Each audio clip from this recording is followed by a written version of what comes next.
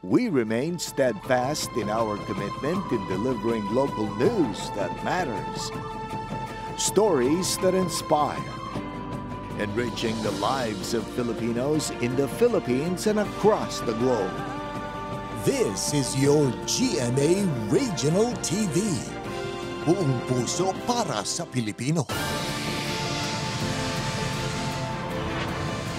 Ito ang GMA Regional TV. Balitang Southern Tagalog. Magandang hapon mga kapuso. Narito na ang Balitang Southern Tagalog. Hatid namin ang mga pinakamalaki at pinakahuling balita sa Timog Katagalugan. Live mula rito sa GMA Batangas Station, ako po si Ace Medrano. Ako naman po si Ivy Saunar Gasang.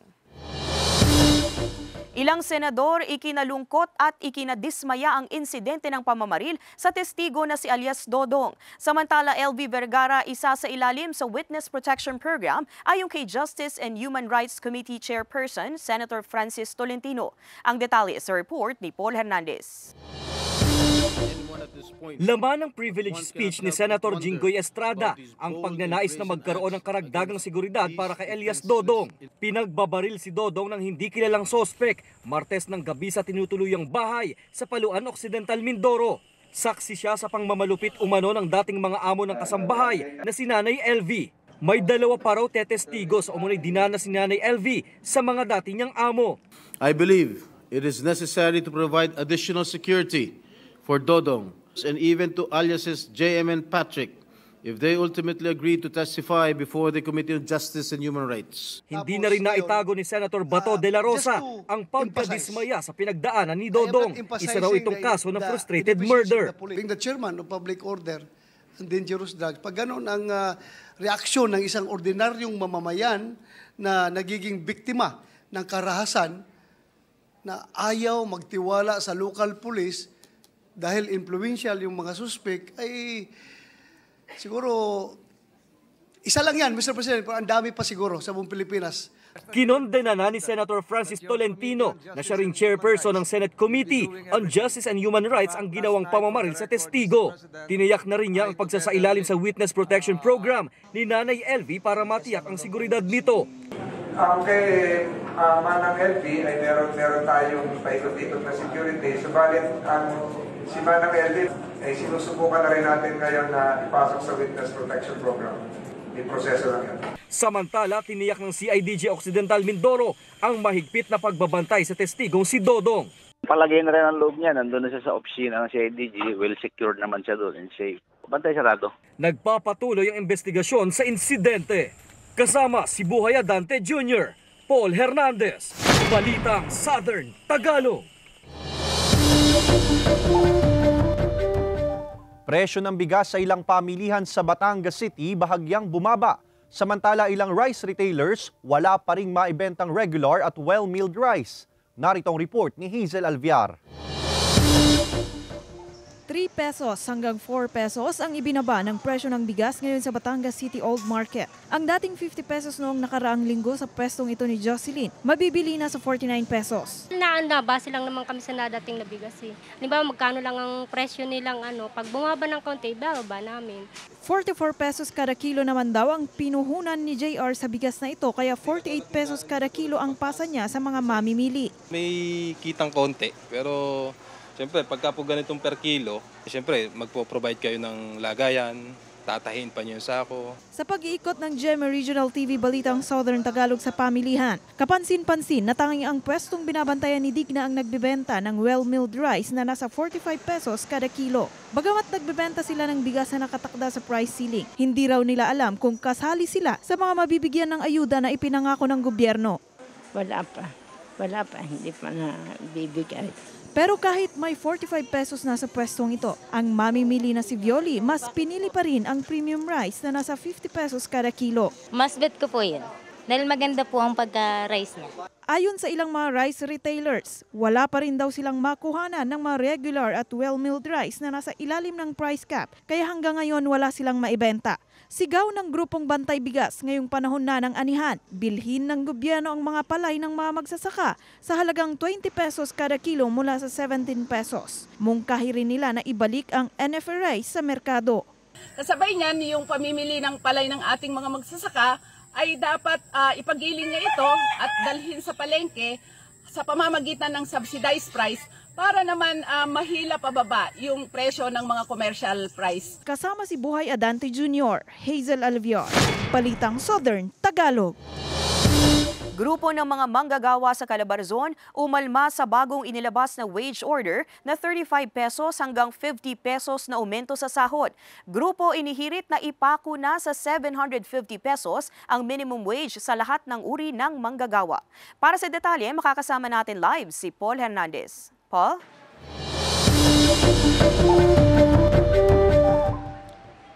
Ivy, dismayado nga yung grupo ng mga manggagawa sa Calabarzon Region sa kalalabas lamang na wage order. Kaya naman wala silang sinayang na sandali na makapaghain muli ng petisyon sa wage board.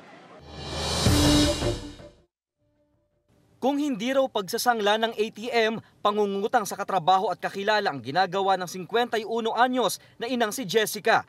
Aminadong hindi sumasapat ang kita niya bilang production operator sa isang manufacturing company sa Cavite. Sa 20 taon sa kumpanya, inaabangan niya raw parati ang aumento sa sahod na inaatas ng pamahalaan. Sunod-sunod na po na pagtaas ng bilihin. Tapos sa aming pang-araw-araw na pangangailangan, hindi na namin alam kung saan kami kukuha ng pang-araw-araw na pambili namin ng pangangailangan. Kaya dismayado siya sa umano'y kakarampot na aumentong 35 hanggang 50 pesos na anunsyo base sa wage order number 20 sa Calabarzon Region kamakailan. Insulto raw para sa federasyon ng mga manggagawa sa rehiyon ang bagong wage increase. Tinawag naming inutil at walang silbi itong wage board ng 4A dahil napakababa nung binigay na 50 at 35 pesos. Gusto nilang ipako na sa 750 pesos ang sahod sa lahat ng uring manggagawa.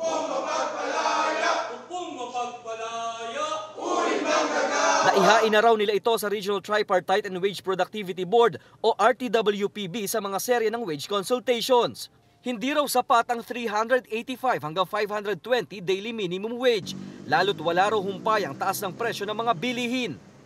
Bakit 750 upang mailapit ang gap sa sinasabing cost of living na 1,086 sa Calabarzon? Pero ang dagdag na 50 pesos at 35 pesos ay naging cost of dying sapagkat ang 50 pesos na aumento na binigay ng Regional Wage Board ngayon ay kulang pagpambili ng 1 kilong bigas. Inihain ng grupo ang 16 na pahina na Notice and Memorandum of Appeal sa opisina ng RTWPB. Karapatan daw ito ng mga manggagawa at pag-aaralan daw ito ng opisina. Ay bilateral agreement ang mga uri ng sweldo natin. Kumbaga mag-usap muna si employer at si worker ng kanilang mapagkakasundo ang sweldo, pero yung mapagkakasundo nila hindi bababa sa itinatakda ng batas na minimum. Sabi ng RTWPB, kung magiging positibo ang pagre-review sa petisyon, posible pa raw na maglabas muli ng panibagong wage order. Okay, Ivy, yung punto rito ng grupo na kapag daw ipinako na sa 750 pesos, yung minimum wage ay mawawakasan na raw yung tinatawag nilang local migration o yung pagpunta ng ilang mga taga-probinsya sa Metro Manila para doon magtrabaho. Ivy. Maraming salamat, Paul Hernandez.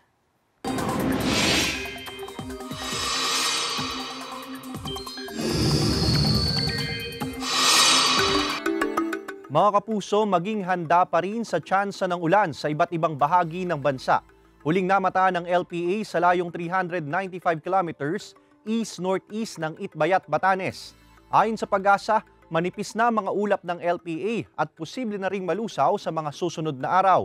Pero may mga pag-ulan pa rin dahil sa patuloy na pag-iral ng habagat sa malaking bahagi ng bansa, kasabay ng posibleng pagkakaroon ng thunderstorms sa ilang lugar. Base sa datos ng Metro Weather, malaking bahagi ng Calabarzon at Mimaropa ang uulanin. May malalakas na ulan sa Cavite, Laguna, Batangas, pati sa Mindoro at Palawan provinces. Ang iba pang bahagi ng bansa dapat ding maghanda sa posibleng pag-ulan. May matitinding ulan sa ilang lugar na maaaring magpabaha at magdulot ng landslide. Mga kapuso, bukas, araw ng Biyernes, September 15, sa pagitan ng alas 9 ng umaga hanggang alas 5 ng hapon, makakaranas ng kawalan ng supply ng kuryente ang ilang barangay sa lungsod ng Lipa, Batangas. Bunsod ito ng reconductoring ng neutral at secondary line at paglalagay ng transformer sa barangay Plaridel.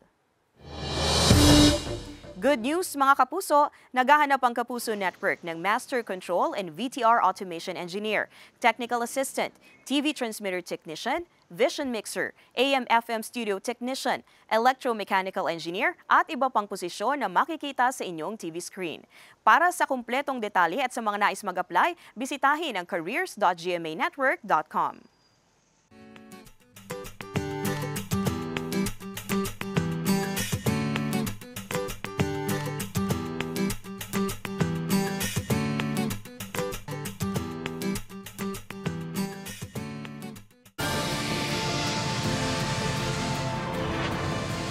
Ito ang GMA Regional TV, Balitang Southern Tagalog.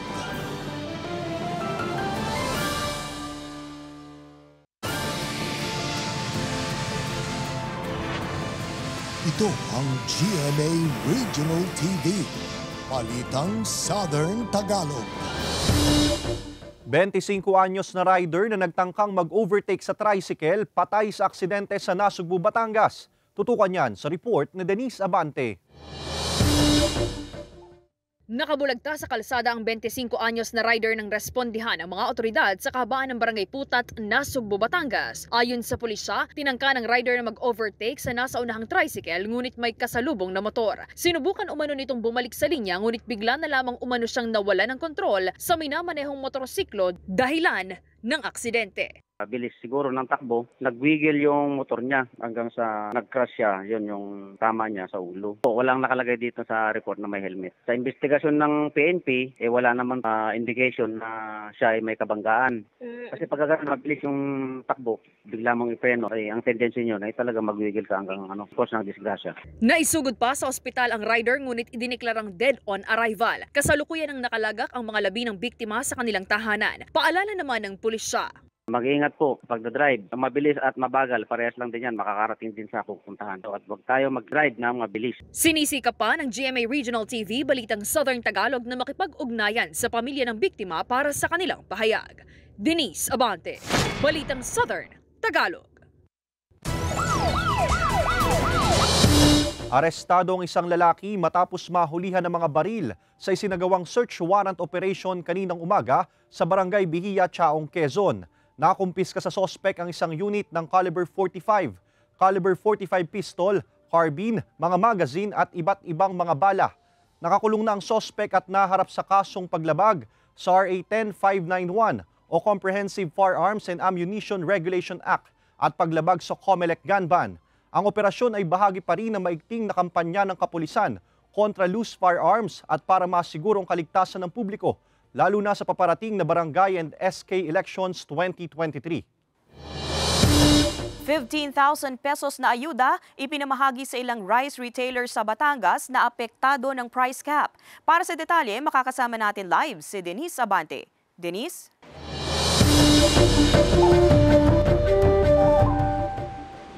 Ivy, laking pasasalamat ngayon ng ilang rice retailers mula Batangas dahil natanggap na nila ngayong araw ang ipinangakong ayuda. Magiging malaking tulong daw ito para mabawi nila ang mga nawalang kita. Dala ang mga requirements na kailangan sa pagkuha ng Economic Relief Subsidy o ang ayuda para sa mga apektadong rice retailers. Maaga raw nagtungo ang 70 anyos na si Anastasia sa Lipa City. Mula pa kasi siya sa bayan ng San Jose at umaasang matatanggap ang ayudang ipinangako ng national government para sa mga maliliit na rice retailers na apektado ng price ceiling. Talagang lugi. Lugi ngayon sa bigasan. Mataas ang dating, hindi mo naman maibenta ng malaki na may tubo ka dahil hindi na mabibili ng tao. Ang rice retailer na si Mang Emilio mula San Juan, nahirapan daw ibenta ang regular at well-milled rice sa kanyang tindahan dahil sa kalidad nito. Meron pa din po konti-konti. Hindi masyadong maganda ang kalidad noon. Kung tawagin sa amin ay mga laon. Yung mga napaimbak na matagal, hindi maganda ang kalidad na. Ngayong araw na mahagi ang Department of Agriculture, Department of Trade and Industry at DSWD ng tig-15 pisong ayuda sa ilang mga rice retailers sa lalawigan ng Batangas. Alinsunod ito sa Executive Order No. 39 ng Pangulo na bawat micro-rice retailers ay dapat magbenta ng bigas na nagkakahalaga ng 41 at 45 pesos sa kanilang mga tindahan. Layon daw ng pamamahagi ng ayuda na maibsan ang biglaang pagtaas ng presyo ng bigas at ang pagkalugi ng mga retailers. Maari pong naka-incur ng losses yung iba nating mga retailers sa dahilang may nakatakdangang presyo na dapat nilang ibenta. So ito pong ibabahagi sa kanila ay maaaring makatulong sa kanila pang-augment, pandagdag sa kanilang puhunan para sa ganoon maipagpatuloy nila ang pagbibenta ng nasabing bigas at a specified price. Ay di kung may makukuhanan kami ng mababa, ay di yun. So, may benta din namin ng mababa. Ay di pamimili din namin kung ng mabababa para maipamigay din sa mga mamimiling kuwan, mga taga-bukid, para magamit din nila. Tiniyak naman ng mga otoridad na unang bahagi pa lamang ito ng pamamahagi ng ayuda para sa mga rice retailers. May mga kasunod pa po itong mga batches dahil sa kagustuhan po ng ating pamahalaan na maabot lahat ng apektado ng EO 39, sinisigurado po namin at sa pamamagitan po ng DTI na meron pa po itong susunod na mga batches po. Hindi lang po Department of Trade and Industry ang nagmo-monitor ng presyo ng bigas na nakasaad sa EO 39, ganon din po ang Department of Agriculture. Patuloy po sa pagmo-monitor araw-araw at may araw-araw po kami Ivy, sa panayam natin kanina sa DSWD, inaasahan daw na sa susunod na linggo ay magkakaroon na ng second wave sa pamamahagi ng ayuda. Balik sa'yo, Ivy. Maraming salamat, Denise Abante. Ruru Madrid nahirapang pagsabayin ang action at drama sa Black Rider. Samantala scenes ng Star of the New Gen at 90s Star of the New Decade tumagos sa puso ng viewers. Narito ang report ni Hazel Alviar.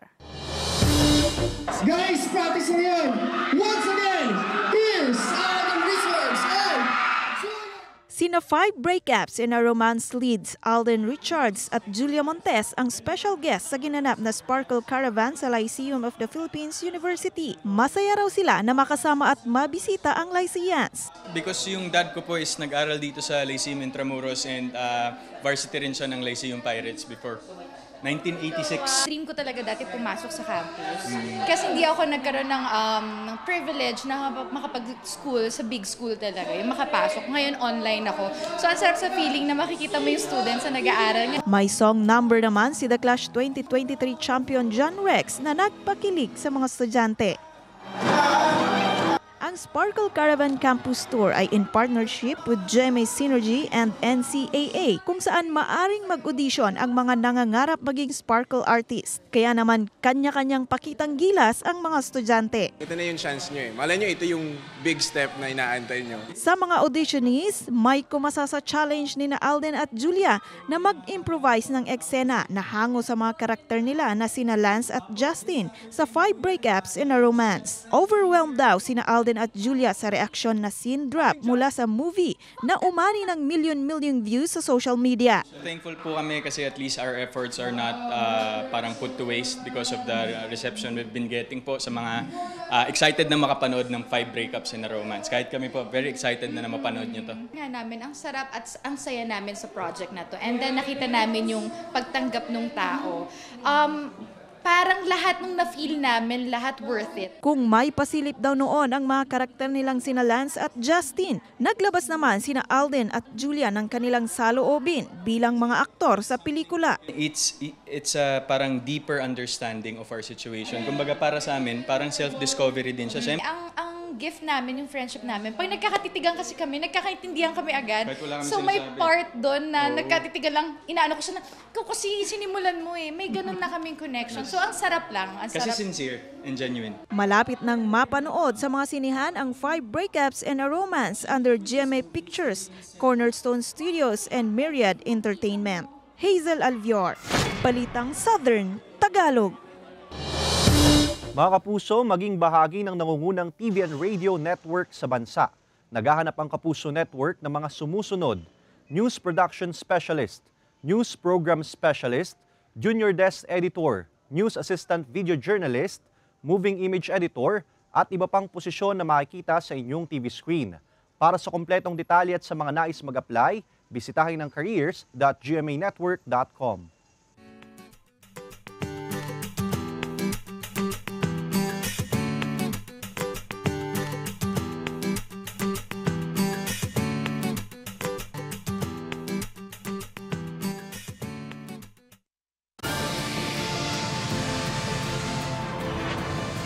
Ito ang GMA Regional TV. Balitang Southern Tagalog.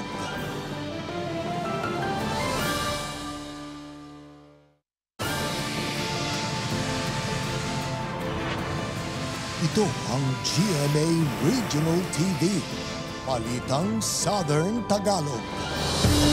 Lalaking suspect sa pananaksak sa kanyang kinakasama sa Sampaloc, Quezon, natagpuang patay. Tutukan yan sa report ni Paul Hernandez. Natapos na ang paghahanap ng mga otoridad sa lalaking sospek sa pagkamatay ng live-in partner niyang si Lorena. Nasawi ang biktima sa pananaksak ng kinakasama niyang si Joshua Callejo. Ang sospek, bangkay nang natagpuan sa bakanting loteng ito sa Barangay Caldong, Sampaloc, Quezon. Nakasabit sa isang puno ang lalaki nang natunto nito. Lumapit siya sa isang kakilala ko, sabi na susuko na daw. Ay nung pagpunta namin nung umaga, wala na. Doon daw siya matatagpuan sa may Caldong. Walang anumang nakitang sugat sa katawan ni Joshua. May natagpo ang lubid sa leeg nito. Ayon sa Sampaloc Police, may mga nasabi pa raw ang sospek sa pamilya nito ng paghingi ng kapatawaran sa nagawa niyang pananaksak. Siya ay tingin ko ay nakokonsensya sa kanyang ginawa. Kasi naghumingi ng pasensya miski din sa anak. Kasi nagbibigay siya ng mensahe din sa anak saka doon sa na susundan na yung kanilang ina. Para sa pulisya, itinuturing na itong case closed. Sinusubukan pang makuhanan ng panig ng GMA Regional TV Balitang Southern Tagalog ang pamilya ng nasawing sospek. Paul Hernandez, Balitang Southern Tagalog. Kapistahan ng pagtatampok sa Krus na Banal o Exaltation of the Cross ipinagdiwang ng mga deboto ngayong araw, September 14. Misa konselebrada ay sinagawa sa iba't ibang simbahan sa Batangas at Quezon. Tunghayan yan sa report. Ipinagdiriwang ng mga Katoliko tuwing September 14 ang kapistahan ng pagtatampok sa Krus na Banal o Feast of Exaltation of the Cross. Ayon sa tradisyon ng simbahang Katolika, ginugunita sa kapistahan ang pagkakatagpo ni Noy Reina Elena o Santa Elena sa krus na pinagpakuan ni Jesucristo sa Jerusalem. Ipinagdiriwang din ang pagkakatalaga ng basilika kung saan naganap ang pagpapako kay Jesus sa krus. Sa St. Francis of Assisi Parish and Diocesan Shrine of Santo Cristo de Burgos sa Sariaya, Quezon, nagdaos ng misa konselebrada para sa ika-306 na taong kapistahan ng Santo Cristo de Burgos, ang kinikilalang pintakasi ng bayan. Pinangunahan ng misa ni Lucena Bishop Mel Ray Uy. Nagsagawa rin ng prosesyon sa mga pangunahing kalsada sa bayan ng Sariaya kagabi, bispiras ng kapistahan. Sa parokya naman ng Invention de la Santa Cruz sa Litagtag, Batangas, kung saan patron ng Poong Santa Cruz na puno ng mga debotong simbahan sa isinagawang misa konselebrada na pinangunahan ni Monsignor Alfredo Madlangbayan. Huwag ho ninyong pipiliting pasanin ang krus nang wala si Jesus. At tiyak hindi nyo kaya. Kaya ang ating tendency ay iwasan ang krus, tumakbo sa krus, iwasan ang hindi ho. Yakapin nyo ang krus. Matapos ang misa, nagsagawa rin ng luwa o pagpaparangal sa poon sa paraan ng pagtula. Samantala, pinagdiwang din ang kapistahan sa parokya ng Mahal na Poon ng Banal na Cruz sa Matinggain, Lemedy, Batangas sa pamamagitan ng misa na pinangunahan ni Monsignor Ruben de Maculangan, Vicar General ng Archdiocese of Lipa. Nagdaos din ng misa kahapon na pinangunahan naman ng Batanggenyong si Bishop Reynaldo Evangelista ng Diocese ng Imus. Marjorie Padua, Balitang Southern Tagalog.